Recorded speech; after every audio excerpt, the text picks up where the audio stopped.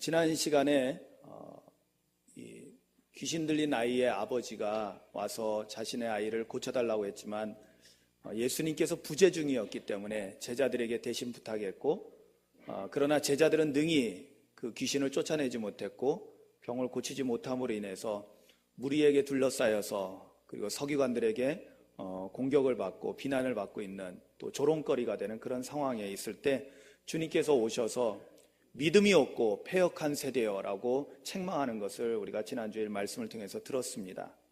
믿음이 없고 패역한 세대는 다름 아니라 당시에 그 자리에 있었던 무리들을 말하는 것이요, 또한 그 아이의 아버지를 말하는 것이요, 또한 누구보다도 제자들을 향한 주님의 책망이라는 것을 우리가 배웠습니다. 그러면서 특히 우리가 제자된 입장에서 말씀을 새겨볼 때 왜 우리에게 그러한 믿음이 없고 패역한 세대의 문제점을 우리가 가지게 되었는가? 분명히 누가복음 9장 1절에 보면 주님께서 제자들을 사도로서 파송하실 때 귀신을 제어하고 병을 고치는 권위와 능력을 주셨거든요. 할렐루야. 그래서 그들이 나가서 귀신을 쫓고 병을 고치는 일들을 했습니다. 그런데 얼마 되지 않아서 그들은 그 능력을 다 상실한 겁니다. 무슨 문제가 발생한 것입니까? 바로 기도하지 않았기 때문에 그런 일이 일어났던 것입니다. 여러분, 우리가 기도하지 않으면 받은 은혜가 어떻게 될까요? 점점 소멸됩니다. 기도하지 않으면 받은 능력도 점점 약해지고 마침내 소멸돼 버리고 맙니다. 그렇기 때문에 우리가 사순절이기 때문에 기도하고 고난주간이기 때문에 기도하고가 아니라 우리 그리스도인들에게는 정말 기도가 호흡이 돼서 항상 쉬지 말고 기도하라는 주님 말씀대로, 그 성경의 가르침대로 우리 항상 깨어 기도하는 삶을 살아야 될 줄로 믿습니다. 오늘 본문은 사실은 그 이야기, 조금 전에 이야기했던 그 귀신 들린 아이의 사건을 통해서 주님께서 믿음이 없고 패역한 세대라고 책망하시고 귀신 들린 아이를 고쳐준 그 사건과 계속되는 연속선상에 있는 이야기입니다. 43절 상반절로 지난주일까지 보고 하반절부터 우리가 본문으로 정해서 읽었습니다. 성경에는 단락을 나누어져 있습니다. 그러나 이 단락은 나누는 것보다는 같이 보는 게 좋을 것 같아서 오늘 본문에서는 같이 봅니다. 그것은 뭐냐면 바로 주님께서 그 귀신 들린 아이를 이제 고쳐주시고 나서 제자들이 와서 왜 우리는 못 고쳤죠? 왜 우리는 못했죠? 라고 했을 때 기도해야 된다는 것을 마가복음에 있는 본문을 통해서 우리가 배웠습니다. 기도하지 않고서는 이런 귀신들을 쫓아낼 수 없다라는 주님의 가르침을 배웠던 거죠. 자, 이 일이 있은 후에 제자들이 이제 주님과 함께 있을 때 주님께서는 제자들에게 또 다시 무엇을 가르쳐 주시냐면 이렇게 말씀하고 있습니다. 44절에 보니까 이 말을 너희 귀에 담아두라. 인자가 장차 사람들의 손에 넘겨지리라고 제자들에게 다시 또 말씀하십니다. 이것은 뭐냐면 다름 아니라 지금 예수님은 제자들에게 당신의 마음속에 지금 가득한 것을 지금 말하고 있는 것입니다. 그래서 너희들은 내 말을 좀 귀담아 들어야 한다. 내가 이제 머지않아 조금 있으면은 사람들에게 붙잡혀서 넘겨지게 되고, 그리고 그 말씀 속에는 무엇이 담겨져 있습니까? 이미 앞전에서 한번 말씀하신 것처럼 이제 사람들에게 붙잡히시고 고난당하시고 십자가에서 죽어야 될 거에 대해서 말씀하고 있었던 것입니다. 즉 지금 주님은 무슨 생각을 하고 있었냐면 하나님 아버지께서 자신을 이 땅에 보내신 그 하나님 아버지의 뜻, 자신에게 주어진 사명, 그것은 다름 아니라 십자가의 사명이었거든요. 십자가에서 어떻게 죽을 것인가에 대한 그러한 생각으로 주님은 가득 차서 너희들 내 말을 잘 귀담아 들어야 한다. 지금 내 안에는, 내 마음속에는 십자가로 가득하단다. 나는 머지않아 십자가에서 죽어야 한단다 라는 것을 그들에게 간접적으로 표현을 했던 것입니다. 그런데 오늘 말씀해 보니까 제자들은 어떻게 반응했습니까? 45절에 보니까 그들이 이 말씀을 알지도 못했다고 그랬습니다. 그리고 그들은 이 말씀을 알지도 못하면 좀 물어보기라도 해야 할 텐데 감히 물어보는 것조차도 두려워 했던 것입니다. 왜냐하면 제자들의 관심사는 거기에 없었거든요. 예수님이 붙잡히시고 고난당하시고 죽임당할 거라는 것은 추호도 생각하지 않았던 것입니다. 아니, 어쩌면은 그런 생각을 하기 싫었던지도 모릅니다. 왜? 그거는 자신들의 생각하고 너무나 다른 거거든요.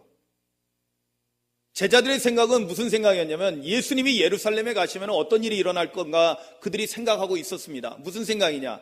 예수님이 예루살렘에 가시면 드디어 다윗의 왕권을 회복하시고, 왜? 예수님은 메시아이시고 그들이 고백한 것처럼 그리스도이시고 하나님의 아들이신가, 능히 모든 악한 세력들을 몰아내고 순수한 유대민족 다윗의 왕권을 회복하고 그리고 왕이 되었을 때, 이제 그러면서 그들의 생각은 무슨 생각으로 가득 찰까요? 우리 주님이 임금이 되시면, 왕이 되시면 이제 우리도 한 자리씩 하게 될 텐데, 벌써 이제 뭐예요? 농공행상을 하고 있는 겁니다. 누가 더 많이 주님을 위해서 충성했고, 누가 더 큰 일을 했고, 누가 더 위대한 일을 했는가, 그래서 누가 더 큰가에 대해서 변론을 하고 있었던 것입니다. 변론이라는 것은 서로 논쟁을 하고 있었다는 것입니다. 예수님께서 그것을 아시고는 이대로 내두면 안 되겠다 해서 어린아이 하나를 데려다가 예수님 옆에 세워놓고는 제자들에게 말씀하십니다. 오늘 48절 말씀이 사실은 우리에게 굉장히 중요한 말씀이기도 하지만은요, 오늘 말씀의 주제에서는 이거보다 더 중요한 주제가 있습니다. 자, 먼저 48절에 있는 말씀을 우리가 먼저 살펴볼 필요가 있는데요, 48절에 예수님께서 어린아이를 세워놓고 이렇게 말씀하시죠. 누구든지 내 이름으로 이런 어린아이를 영접하면 곧 나를 영접하며, 또 누구든지 나를 영접하면 곧 나를 보내신 이를 영접함이라. 그러면서 이렇게 마지막으로 말씀하십니다. 너희 모든 사람 중에 가장 작은 그 사람이 큰 자니라. 아멘. 지금 제자들이 누가 크냐에 대한 이런 논쟁을 하고 있으니까 예수님께서는 어린아이를 놓고 이런 어린아이처럼 가장 작은 자가 큰 자가 된다라고 주님은 가르쳐주고 있는 것입니다. 그런데 여러분, 오늘 이 말씀을 놓고 보면서 좀 오늘 말씀의 제목을 보면은요, 오늘 우리의 말씀의 방향을 알 수 있겠죠. 오늘 말씀의 제목이 사실은 많이 기도하고 많이 고민했습니다. 이게 적절한가라는 거에 대해서. 그렇지만 더 좋은 것을 찾을 수가 없었고, 그래서 이렇게 말씀의 제목을 정하면서 함께 이것을 같이 고민하려고 합니다. 자, 오늘 말씀 제목이 주님의 생각과 제자들의 생각입니다. 오늘 우리 본문을 보면은 짧은 본문이지만 이 짧은 본문 가운데 분명하게 주님의 생각이 있고 제자들의 생각이 있다라는 것을 우리가 발견하게 됩니다. 자, 여러분들도 쉽게 알 수 있죠. 지금 주님의 생각과 제자들의 생각이 같습니까? 다릅니까? 너무나 분명하게 다른 겁니다. 지금 예수님은 십자가의 죽음을 생각하고 계시는데 제자들은 누가 높으냐, 누가 크냐, 이것을 생각하고 있었던 것입니다. 여러분, 예수님이 십자가를 생각한다는 것은 뭘 의미할까요? 여러분, 예수님께서 이 땅에 오신 목적이 뭐라고 했습니까? 제자들에게 이미 가르쳐 주신 바 있습니다. 마태복음 20장 28절에 오면 이렇게 말씀하십니다. 인자가 온 것은 섬김을 받으러 온 것이 아니라 도리어 섬기려 하고 더 나아가서 자기 목숨을 많은 사람의 대속물로 주려 함이니라. 아멘. 섬김받으러 온 것이 아니라는 거예요. 주님으로서, 왕으로서 섬김받으러 온 것이 아니라 도리어 섬기러 왔다. 그리고 섬김의 궁극의 자리는 어디냐면은, 섬김의 최고봉은 어디냐면은 자신의 생명을 많은 사람의 대속물로 대신 내어주는 것이었습니다. 그렇다면 십자가는 뭘 의미합니까? 섬김의 극치를 말하는 것입니다. 십자가는 무엇입니까? 낮아짐의 극치를 말하는 거예요. 그러니까 주님은 낮아지고 섬김의 삶의 가장 밑바닥을 생각하고 있는데 지금 제자들은 무슨 생각하고 있어요? 높아지고 지금은 별 볼 일 없지만 그러나 우리 주님이 임금이 되시면, 왕이 되시면 우리가 그 옆에서 한자리 할 것이다. 여러분, 이 사건이 잘 나와 있는 것이 뭐냐면은 마태복음에 보면은 20장에 세베대의 아들들이 있죠. 야고보와 요한. 이 두 아들의 어머니가 찾아온 사건이 기록되어 있습니다. 그 어머니가 와가지고 이렇게 예수님에게 부탁합니다. 마태복음 20장 21절에 나오는 말씀인데요. 여기 보니까 그때 세베대의 아들의 어머니가 그 아들들을 데리고 예수께 와서 절하며 무엇을 구하니 예수께서 이르시되 무엇을 원하느냐 이르되 나의 이 두 아들을 주의 나라에서 하나는 주의 우편에 하나는 주의 좌편에 앉게 명하소서. 그랬더니요, 그 일로 인해서 어떤 일이 일어난 줄 아세요? 조금 뒤에 가서 24절에 가면은 10제자가, 자, 2명의 제자가 거기에 포함되어 있어요. 우편에 좌편에. 그랬더니 나머지 10제자, 여러분 여기 10제자에는 베드로도 포함되어 있어요. 그죠? 10제자가 듣고, 이 이야기를 듣고 그 두 형제에 대해서 분이 여겼다라고 성경은 말씀하고 있습니다. 분이 여겼다는 건 뭐예요? 성질 났다는 거죠. 화가 났다는 거예요. 그 얘기는 뭡니까? 똑같다는 거예요. 무슨 생각을 했을까요?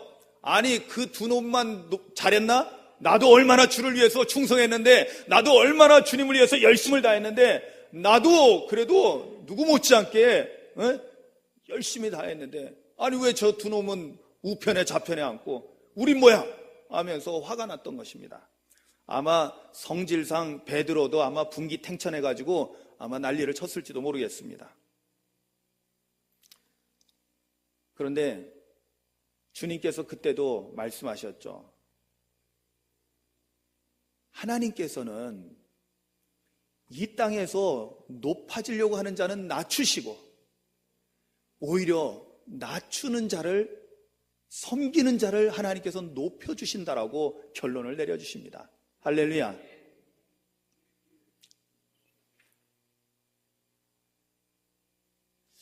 제가 이 말씀을 보면서요, 깜짝 놀랐어요. 왜냐하면 오늘날 우리의 모습이 이렇지 않은가? 즉 제자들의 모습에서 다른 누구가 아니라 저와 오늘 우리들의 모습이 발견되는 거예요. 주님은 십자가를 바라보고 점점 낮은 곳으로 내려가고 계시는데 우리는 점점 더 높은 곳을 바라보고 더 높은 곳을 향해서 올라가려고 하고 있는, 그것도 주님 나라, 거룩한 하나님 나라를 바라보는 것이 아니라 세상에서 높아지려고 하는, 세상에서 성공하려고 하는, 세상에서 유명해지려고 하는 그 길을 추구하고 있는 우리 자신들의 모습을, 우리의 어두운 자화상을 제자들의 생각 속에서 발견을 하는 것입니다. 기도했습니다. 왜 제자들이 이런 엉뚱한 생각을 하고 있었을까? 우리가 흔히 왜 동상이몽이라고 하죠. 같은 곳에 있지만 서로 다른 생각에 빠져 있습니다. 제자들은 주님과 함께 있습니다. 주님을 따라가고 있습니다. 그런데 말 그대로 동상이몽에 빠져 있었습니다. 왜 제자들은 주님과 다른 생각을 하고 있었을까요? 왜 제자들은 이렇게 엉뚱한 생각을 하고 있었을까요? 왜 제자들은 주님의 말씀은 전혀 알아듣지도 못하고 깨닫지 못하고 그리고 묻지도 않았을까요?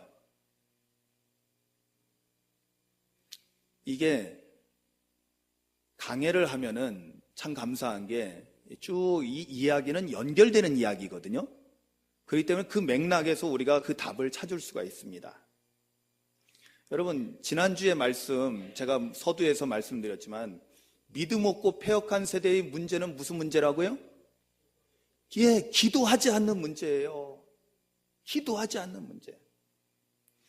여러분, 지금 제자들이 주님의 말씀은 전혀 깨닫지 못하고 묻지도 않고 그리고는 엉뚱한 생각, 다른 생각을 하고 있는 이유는 무엇일까요? 그것은 다름 아니라 기도하지 않기 때문에 그렇다는 것입니다. 여러분, 기도하지 않으면 어떤 일이 일어날까요? 기도하지 않으면 우리는 하나님 아버지의 거룩하신 뜻을 알 수가 없습니다. 기도하지 않으면 주님의 생각과 우리의 생각은 달라질 수밖에 없다라는 것입니다. 왜냐하면 하나님의 뜻에 대해 너무나 무지해지기 때문입니다. 그렇기 때문에 제자들은 전혀 다른 생각을, 주님과 전혀 다른 생각을 하고 있었던 것입니다. 여러분, 이거는 제자들뿐만 아니라 여러분, 심지어 예수님을 따르고 있는, 예수님과 함께 동고동락하고 있는 제자들에게도 이런 일이 일어났다면 오늘날 우리들에게는 더 큰 문제입니다. 세상 가운데서 정신없이 살고 있는데, 이 어두운 세상 가운데서 나도 헤매고 있는데 기도하지 않는다면 우리는 주님과 전혀 다른 생각을 가지고 살아갈 수밖에 없다라는 것입니다. 그러니까 우리의 생각대로 행하는 것마다 하나님께는 죄를 짓는 그런 결과가 나타나는 것입니다. 여러분, 기도하지 않으면 점점 어떻게 될까요? 주님의 생각과 다를 뿐만 아니라 점점 주님의 생각과는 더 멀어지게 됩니다.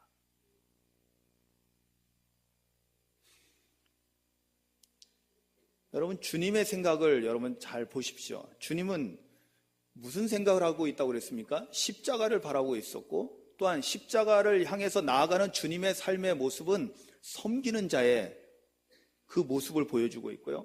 정말로 자신의 생명을 죄인들을 위해서 대속제물로 내어주실 정도로 끝까지 섬김의 삶을 지향하고 있었습니다. 그것을 목표로 하고 그것이 자신에게 주어진 최후의 사명이라는 것을 알고 그것을 향해서 나아가고 있었습니다. 주님은 이 세상에서 가장 낮은 자, 오늘 성경 말씀에 의하면 가장 작은 자가 되고자 했던 것입니다. 그러면서 주님은 제자들에게 가르쳐주면 너희들 이런 생각하고 살면 안 돼. 너희들 생각을 고쳐 먹어야 돼. 그것을 깨우쳐주기 위해서 어린아이를 데려다 놓고 세워놓고는 이 어린아이에 대해서 이야기하는 거예요. 여러분,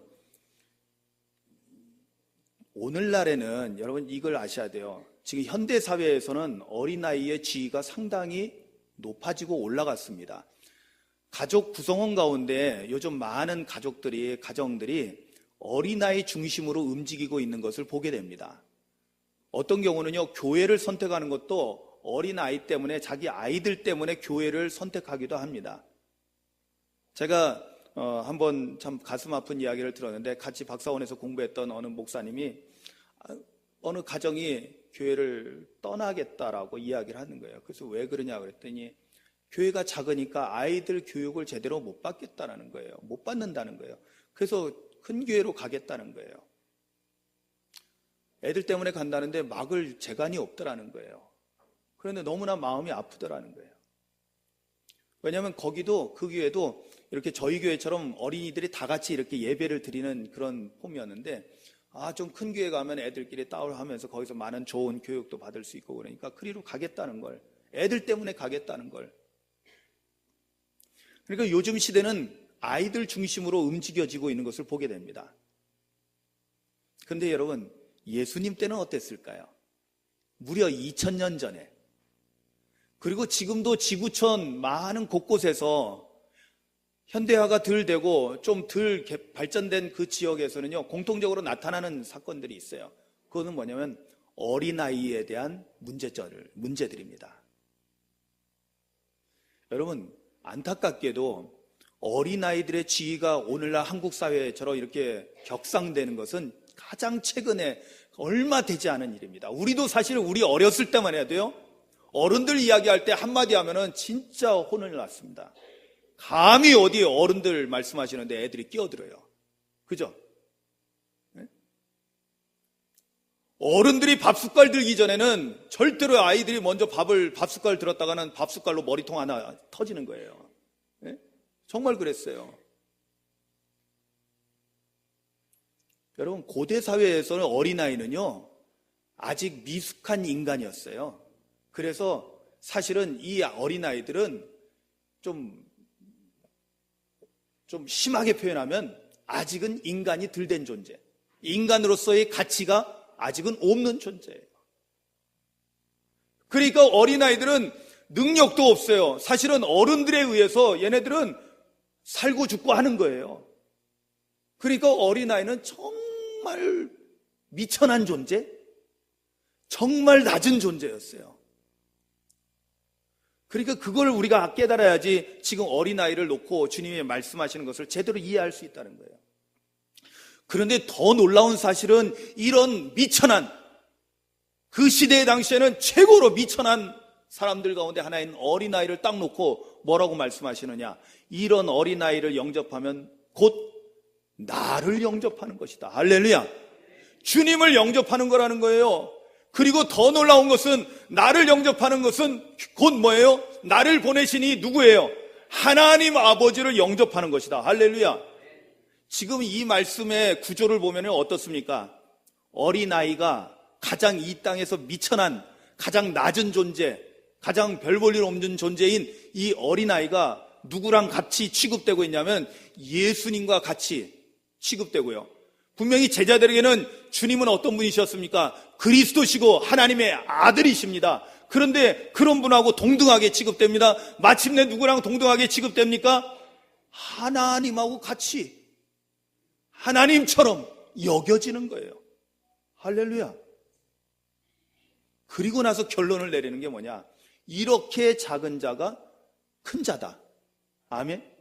여러분, 그러면 우리가 알 수 있겠죠? 이렇게 작은 자란 건 뭘 의미하냐면 이 세상에서 이렇게 낮아지고 이 세상에서 섬기는 자가 되는 작은 자예요. 그런데 누구에게 큰 자가 되는 거예요? 하나님 앞에서는 큰 자가 된다는 거예요. 하나님께서 인정하시는 큰 자가 된다는 거예요. 할렐루야. 이게 뭐냐? 주님의 생각인 거예요. 자, 지금 주님은 어디로 가고 있어요? 십자가를 향해 가고 있습니다.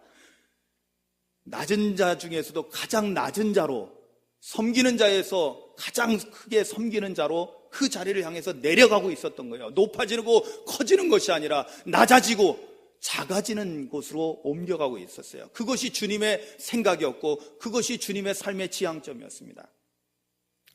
그런데 제자들은 이 놀라운 진리를 깨닫지 못하니까 딴 생각을 할 수밖에 없었던 것입니다.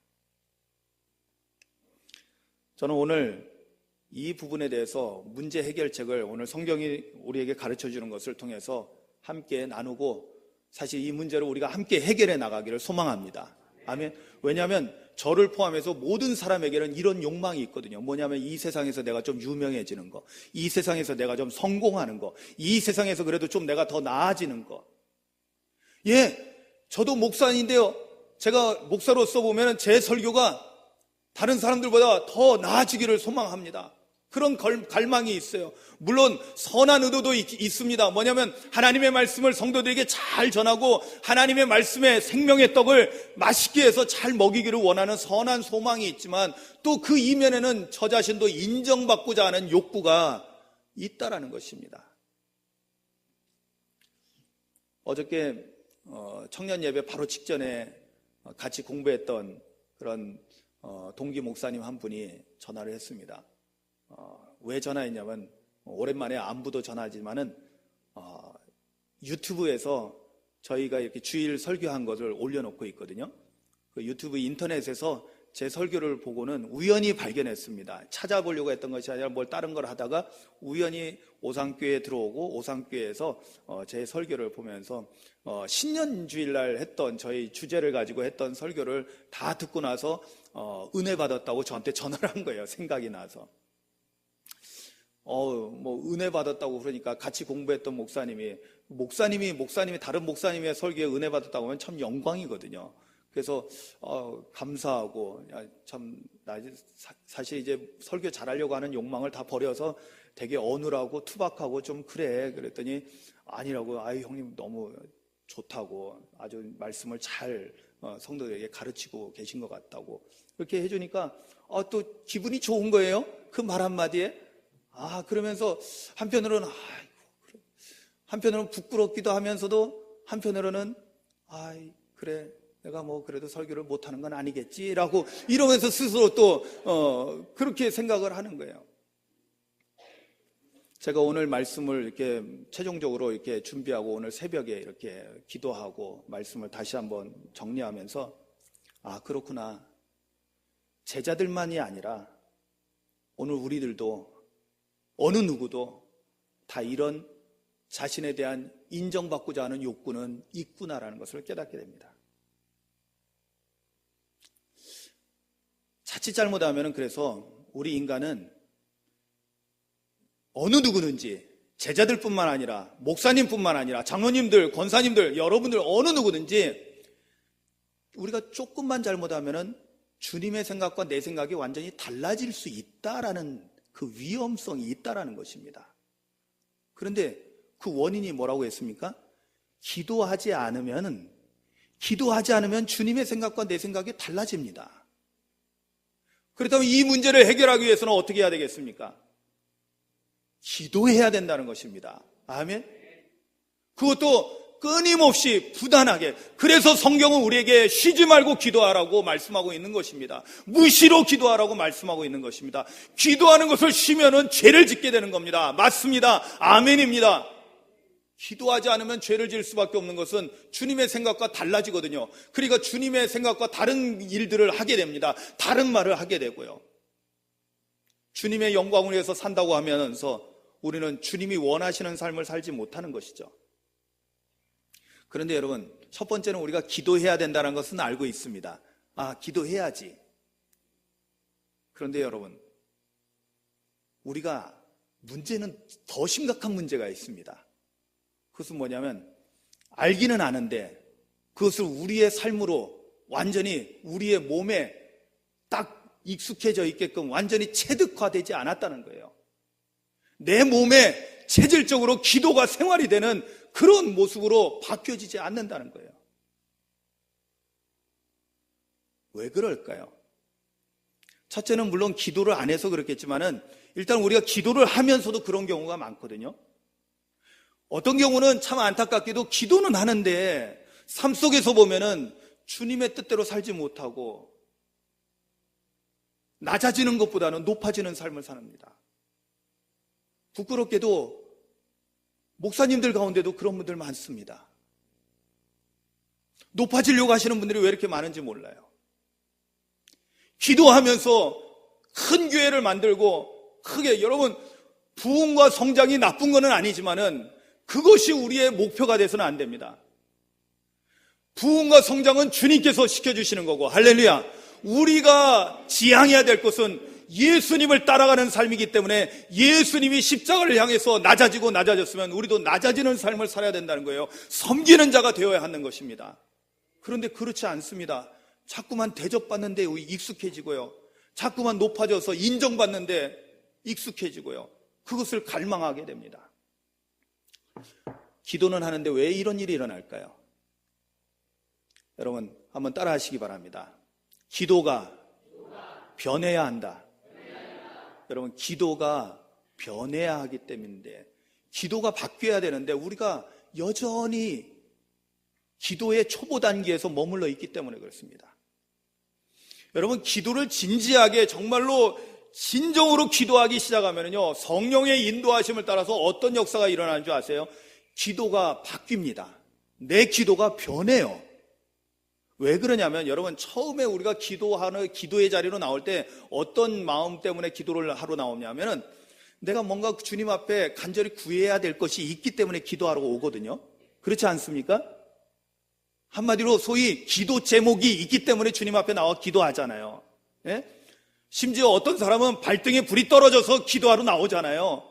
내 문제 때문에 기도의 자리로 나옵니다. 솔직히 그렇잖아요. 그런데 주님은 그것도 기뻐하십니다. 할렐루야. 여러분들이 기도의 자리로 나오면 주님은 무조건 기뻐하십니다. 왜? 기도의 자리로 나온다는 것은 그래도 주님께로 더 가까이 나아가려고 하는 우리의 작은 몸짓이거든요. 주님 기뻐하셔요.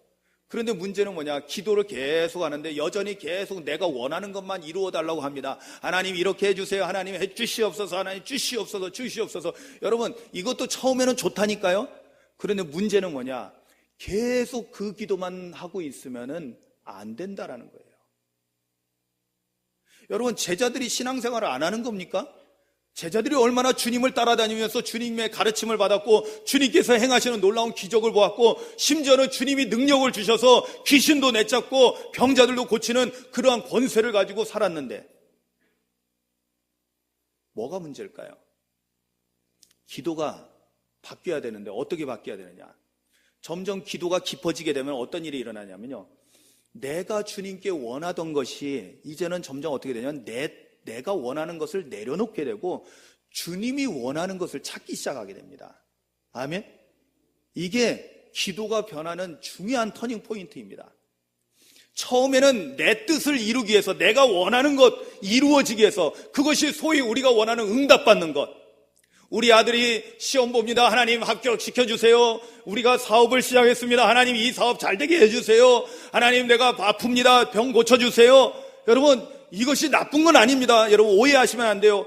처음엔 다 그렇게 기도하는 거예요. 저도 그렇게 했고 누구든지 다 그렇게 기도합니다. 그런데 그것만 하고 끝나면 안 된다라는 거예요. 왜? 그것만 하고 끝나면 어떻게 될까요? 그것만 끝나면은 이제는 주님을 찾지 않습니다. 그죠? 문제가 없어지면은 주님을 찾을 필요도 없어지는 거예요. 그러면 주님은 마음이 아프신 거예요. 그리고 속상해. 이게 기도만 들어주면 떠나네? 여러분, 그러면 안 되잖아요. 우리가 더 많은 기도를 할 수 있게 되는 것은 뭔지 아세요? 그 다음에 내 뜻대로가 아니라 주님의 뜻을. 여러분, 기도는 내 뜻을 관철시키는 게 진정한 기도가 아닙니다. 참된 기도는 내 뜻을 내려놓고 주님의 뜻을 구하기 시작할 때서부터 비로소 참된 기도의 자리로 나아가게 되는 것입니다. 아멘? 그럴 때 우리의 삶의 변화가 되는 거예요. 내가 원하는 것은 나도 모르게 인정받고 싶고자 하는 욕구가 있습니다. 나도 모르게 남들보다 잘해야 되겠다는 그러한 욕구가 있습니다. 그런데 내 뜻을 내려놓고 주님의 뜻을 묻고 주님의 뜻을 따르고자 하려고 할 때 점점 어떻게 되냐면 나의 모든 욕망이 내려지는 거예요. 우리가 내려놓음이라는 그런 유명한 책도 있는데 그건 이론으로 알아서는 소용이 없어요. 실제로 우리의 삶 속에서 내려놓아지는 그런 일들이 일어나야 되거든요. 그것이 삶에 완전히 이제 체질화가 돼야 되거든요. 그래야지 진정으로 예수님을 따라가고, 그래야지 진정으로 예수님처럼 이 세상에서 낮은 자가 되는 것을 두려워하지 않고 기꺼이 섬기는 삶을 살아갈 수 있게 되거든요. 그러려면 뭐부터 돼야 되느냐? 기도가 먼저 바뀌어야 된다는 거예요. 아멘. 진정한 기도가 되어야 된다는 거예요. 아직 어린 나이에 처음에 내가 엄마 밥 줘 이거에서 이제 벗어나서 어머니가 기뻐하시는 일이 뭡니까? 어머니 제가 무엇을 하면 좋겠습니까? 이걸 묻는 것처럼 오늘 주님께 주님의 뜻이 무엇입니까? 여러분, 우리가 다시 본문으로 돌아오면요, 주님께서 십자가에 대한 이야기를 하셨어요. 내가 장차 사람들의 손에 넘겨질 것이다. 그럼 어떻게 돼요? 붙잡혀서 고난당하고 죽게 될 것을 의미하는 거거든요. 그런데 제자들은 이 말씀 알지도 못했고요, 또 그들은 이 말씀을 묻기도 두려워했다는 거예요. 아예 물어보지도 않았다는 거예요. 왜냐하면 그거 별로 좋은 일이 아니거든. 싫은 거예요. 그러나 사랑하는 성도 여러분, 우리가 진정으로 주님을 따라가는 참된 제자가 되기를 원한다면 주님께 묻는 기도를 잘해야 될 줄로 믿습니다. 다윗이 무슨 기도 잘했다고요? 묻는 기도를 잘했습니다. 그러니까 하나님께서 내 마음에 꼭 든다라고 인정해 주신 거예요. 아멘. 다윗은 물론 이 세상에서도 왕이었지만 그러나 다윗은 정말로 하나님 앞에 큰 자였습니다. 사랑하는 성도 여러분, 이 세상에서 낮아지는 것이, 이 세상에서 작은 자가 되는 것이 하나님께는 큰 자가 되는 것을 깨닫기를 주님의 이름으로 축원합니다. 그런데 그렇게 되기 위해서는, 우리가 낮아지는 삶을 실제로 살아가고 우리가 섬기는 자가 되기 위해서는 무엇보다도 우리의 기도가 바뀌어서 겸손히 내 뜻을 내려놓고 주님의 뜻을 구하고 주님의 뜻대로 살고자 하는 그러한 갈망을 가지고 우리가 기도할 때 진정으로 우리의 삶이 변화된다는 것을 여러분 깨닫기를 주님의 이름으로 축원합니다. 아멘. 우리 이 시간에 말씀을 생각하면서 조용히 기도합니다. 내 생각은 지금 내 마음속에는 지금까지 무엇은 생각으로 가득하고 있었는가? 정말 내 생각도 제자들처럼 주님의 생각과 전혀 다른 생각을 가지고 살고 있지는 않았는가? 여러분 돌이켜 생각해보고 우리의 생각이 주님과 다르다면 내가 기도함을 통해서, 기도를 통해서 주님의 생각에 맞춰져 가고 우리의 기도가 변화되어져서 내 뜻을 내려놓고 주님의 뜻을 구하는 그러한 삶을 살겠습니다. 주님, 내 기도가 변화되게 하여 주시옵소서. 소망하며 이 시간 기도합니다.